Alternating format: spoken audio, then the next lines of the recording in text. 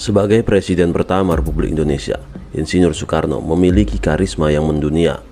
Tidak hanya berhasil memikat rakyat atau pemimpin negara lain, namun juga memikat para wanita. Mungkin banyak orang yang mengenal istri Presiden Soekarno adalah Fatmawati dan Ratnasari Dewi saja. Namun, sebenarnya ada istri-istri lain yang belum dikenal masyarakat. Anda penasaran siapa saja istri Presiden Soekarno? Ayo, simak ulasan berikut ini.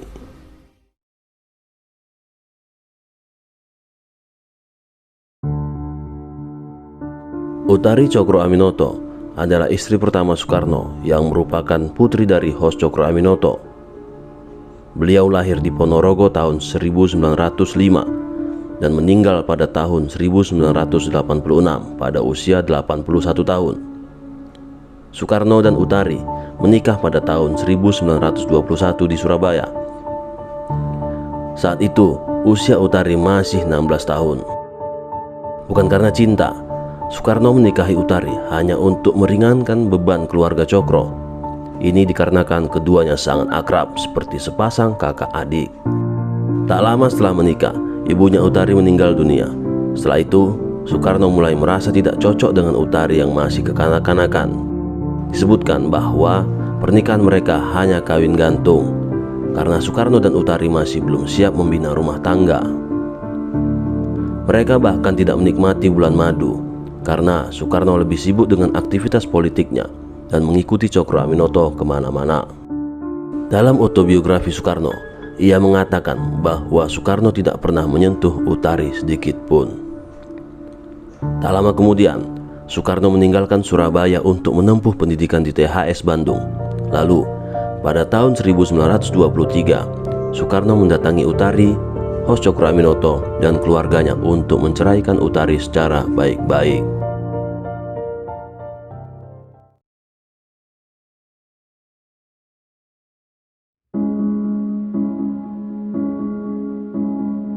Istri Presiden Soekarno kedua adalah Inggit Ginarsi. Mereka menikah pada tanggal 24 Maret 1923 di rumah orang tua Inggit di Bandung. Inggit Ginarsi adalah perempuan yang menyertai setiap jengkal kehidupan Soekarno dalam proses menuju pendewasaan dengan berbagai dinamikanya. Ketika Soekarno ditangkap di Yogyakarta pada 29 Desember 1929 dan dijebloskan ke penjara di Bandung, lalu dipindahkan ke Sukamiskin, Inggit tidak pernah lelah memberikan semangat kepada suaminya itu. Setiap menjenguk Soekarno di penjara, Inggit kerap kali menyelipkan uang di dalam makanan yang dibawanya agar Soekarno bisa membujuk penjaga untuk membelikannya surat kabar. Selama Soekarno dibui, Inggit juga menjadi perantara suaminya agar bisa terus berhubungan dengan para aktivis pergerakan nasional lainnya. Untuk menulis pesan dari Soekarno, Inggit memakai kertas rokok lintingan. Inggit kala itu memang berjualan rokok buatan sendiri. Rokok yang diikat dengan benang merah khusus hanya untuk para relasi suaminya, yang di dalamnya berisi pesan-pesan dari Soekarno. Inggit juga sering membawakan buku-buku yang dibutuhkan Soekarno, meskipun harus berhati-hati agar tidak ketahuan penjaga. Caranya, Inggit berpuasa dulu selama beberapa hari supaya buku itu bisa diselipkan di perutnya. Kendati demikian, pernikahan Bung Karno dan Inggit harus kandas di Bengkulu. Salah satu alasan kandasnya hubungan mereka karena selama 18 tahun keduanya tidak dikaruniai seorang anak. Selain itu, kala itu Inggit menolak keras untuk dimadu karena Bung Karno ingin menikahi anak tokoh Muhammadiyah Bengkulu, yaitu Fatmawati. Saat Soekarno meminta restu dari Inggit untuk menikah dengan Fatmawati, Inggit menyatakan dengan tegas bahwa ia pantang dimadu dan lebih memilih untuk diceraikan. Setelah Jepang mengembalikan Soekarno ke Jakarta pada awal tahun 1942, Soekarno kemudian menceraikan Inggit dan memulangkan Inggit ke Bandung.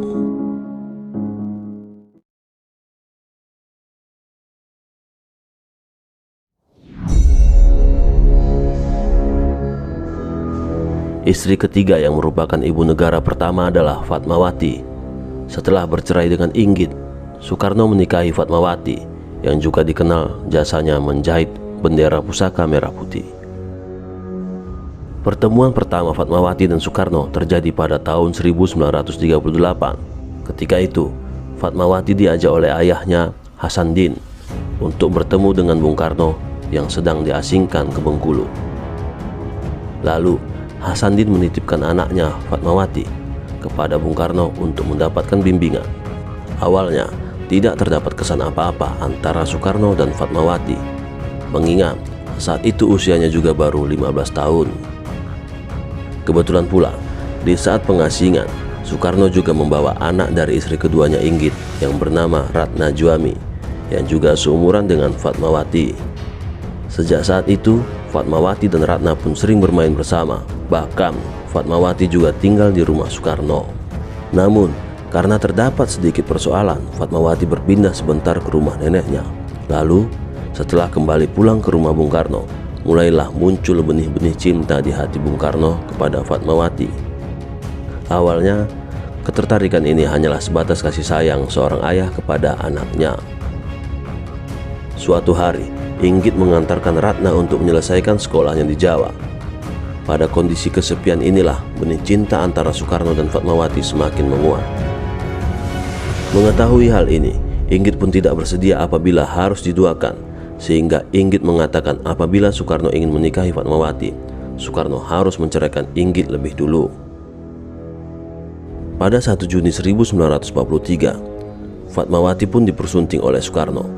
Dari pernikahannya ini, Soekarno dikaruniai 5 orang anak, yaitu Guntur Soekarno Putra, Megawati Soekarno Putri, Rahmawati Soekarno Putri, Sukmawati Soekarno Putri, dan Guruh Soekarno Putra.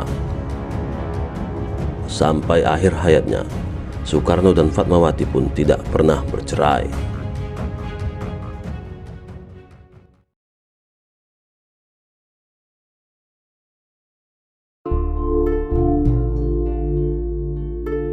Siti Suhartini atau lebih dikenal dengan nama Hartini, lahir tanggal 20 September 1924 dan tutup usia pada tanggal 12 Maret 2002. Beliau merupakan istri keempat Presiden Soekarno.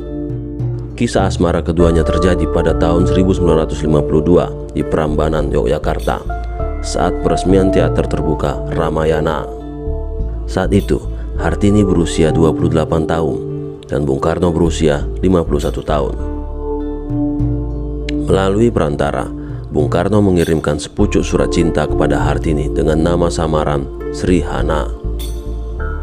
Meski ada penolakan dari Fatmawati, Bung Karno tetap bersikeras untuk menikah dengan Hartini.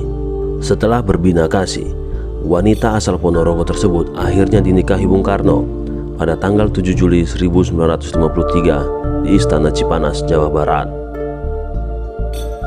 Meski telah menjadi istri sah, Bung Karno tidak memberi tempat untuk Hartini di Istana Negara demi menjaga perasaannya terhadap Fatmawati dan kelima anaknya.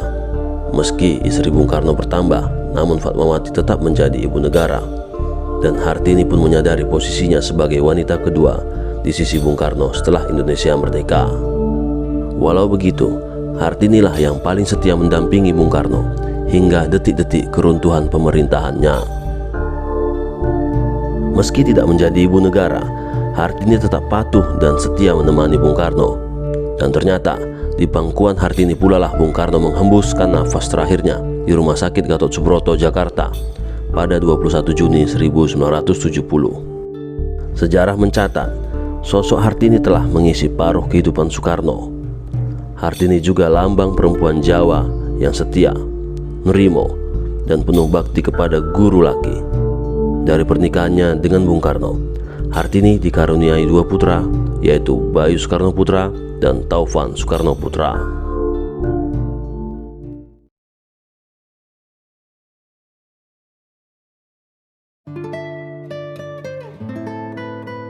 Wanita berdarah Jepang ini bernama asli Naoko Nemoto. Beliau lahir di Tokyo 6 Februari 1940 dan dia merupakan istri kelima Bung Karno yang dinikahi pada tahun 1962. Dia adalah geisha yang begitu sempurna di mata Soekarno. Kecantikannya begitu mempesona sehingga tak kuasa Soekarno meredam hasrat cintanya yang berkobar-kobar. Sang proklamator bahkan pernah berpesan agar dimakamkan dalam satu liang lahat dengan Ratnasari Dewi kelak. Bunyi pesan itu adalah, "Kalau aku mati, kuburlah aku di bawah pohon yang rindang. Aku mempunyai istri yang aku cintai dengan segenap jiwaku. Namanya Ratna Sari Dewi. Kalau ia meninggal, kuburlah ia di dalam kuburku. Aku menghendaki ia selalu bersamaku. Jalinan perkawinan Bung Karno dengan Ratna Sari Dewi kandas pada tahun 1970 atau 3 tahun setelah kelahiran putri mereka, Kartika Sari Dewi. Dan tak lama setelah perceraian itu, Soekarno pun meninggal dunia.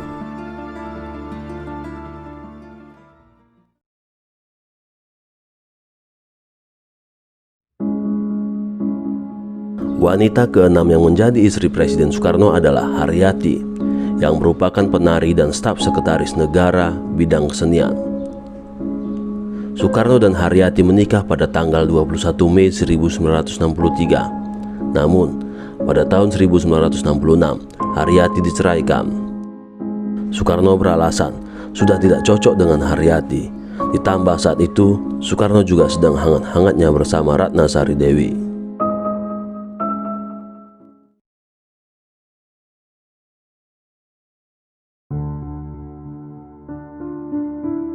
Kartini Manopo adalah istri ketujuh Bung Karno. Kartini merupakan wanita asal Bolang Mangondo, Sulawesi Utara.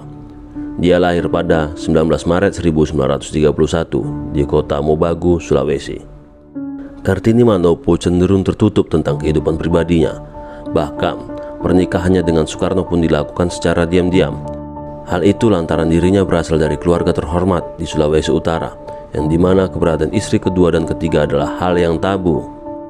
Kisah cinta Soekarno dan Kartini Manopo berawal dari lukisan Lady with Kebaya yang dilukis oleh pelukis Basuki Abdullah. Sementara modelnya adalah Kartini Manopo, seorang pramugari Garuda Indonesia. Lukisan itulah yang membuat awal mula percintaan pramugari Garuda Indonesia dengan Presiden Soekarno. Setelah melihat lukisan tersebut pada suatu kesempatan, Soekarno langsung jatuh hati pada wanita yang menjadi model lukisan tersebut. Akhirnya, Soekarno mencari tahu identitas alamat rumah wanita yang dilukis langsung oleh Basuki Abdullah itu.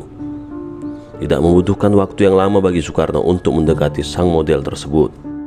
Soekarno akhirnya sudah mengenal lebih dalam Kartini dan langsung ditugaskan di pesawat presidenan. Kartini menemani Soekarno hampir setiap perjalanan sang presiden, kecuali jika salah satu istrinya ikut dalam penerbangan bersamanya.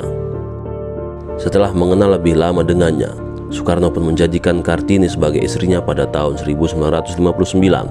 Namun, Kartini dikirim ke Jerman untuk menghindari kemelut politik di tanah air.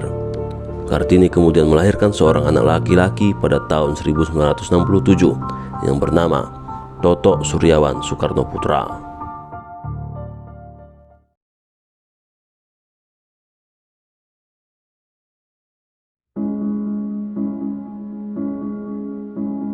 Pertama kali Presiden Soekarno bertemu dengan Yurike Sanger pada tahun 1963. Kala itu, Yurike yang masih berstatus pelajar menjadi salah satu anggota Barisan Bhinneka Tunggal Ika pada acara kenegaraan. Pertemuan itu rupanya langsung menarik perhatian Bung Karno. Perhatian ekstra diberikan sang presiden kepada gadis bau kencur itu.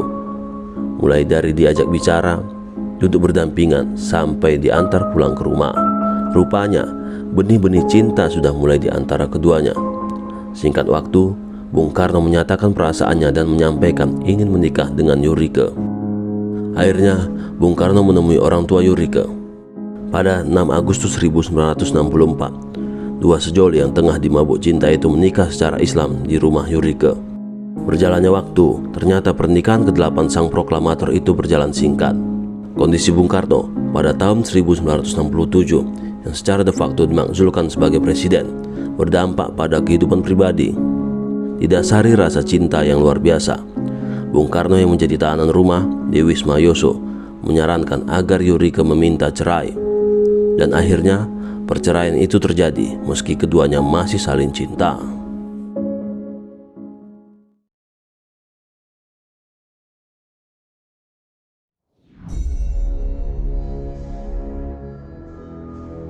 Heldi Jafar merupakan istri terakhir Soekarno. Keduanya menikah pada tahun 1966. Kala itu, Bung Karno berusia 65 tahun, sedangkan Heldi, gadis asal Kutai Kartanegara, Kalimantan Timur itu masih berusia 18 tahun. Kisahnya berawal dari tahun 1964. Saat Barisan Bhinneka Tunggal Ika mempersiapkan diri, barisan tersebut berisi dari remaja putra-putri dari berbagai daerah di Indonesia, masing-masing berpakaian daerah Nusantara. Saat itu, dipanggillah barisan tersebut karena negara sedang menyambut tamu penting kenegaraan. Barisan ini adalah bagian protokoler yang disiapkan untuk menyambut tim Piala Thomas yang saat itu menjadi juara. Presiden Soekarno melihat ke kanan dan ke kiri. Dia memandangi satu persatu remaja tersebut. Tiba-tiba, pandangan Bung Karno terhenti dan melihat seorang remaja berparas cantik. Lalu, menepuk bahu kiri perempuan tersebut. Lalu Bung Karno bertanya, "Dari mana asal kamu?" Gadis tersebut menjawab, "Dari Kalimantan, Pak. Aku kira dari Sunda." "Ada juga orang Kalimantan secantik kamu," ujar Bung Karno. Di kesempatan lain, semua anggota barisan diwajibkan menyanyi di depan presiden. Siapa yang diminta pertama kali tampil, sudah barang tentu dialah Heldy. Hingga akhirnya sebuah ajakan itu datang. "Nanti kau menari sama aku ya. Sini, kau duduk dekat denganku," ujar Bung Karno. Heldy gemetar di antara para pembesar negara, tamu-tamu penting, dan artis kenamaan di masa itu. Dia menari lenso. Lengan kanan presiden memeluk pinggang kecilnya. Tangan kirinya kian basah oleh keringat saat digenggam oleh sang pemimpin besar revolusi. Kelak, setelah serangkaian pertemuan dan aktivitas bertamu Bung Karno ke kediamannya, Heldy pun resmi menjadi istri ke-9 Bung Karno. Pernikahan keduanya hanya bertahan 2 tahun. Saat itu situasi politik sudah semakin tidak menentu. Heldy sempat mengucap ingin berpisah, tetapi Soekarno bertahan. Soekarno hanya ingin dipisahkan oleh maut. Namun akhirnya pada 19 Juni 1968, Heldy yang berusia 21 tahun menikah lagi dengan Gusti Suryansyah Nur, keturunan dari Kerajaan Banjar.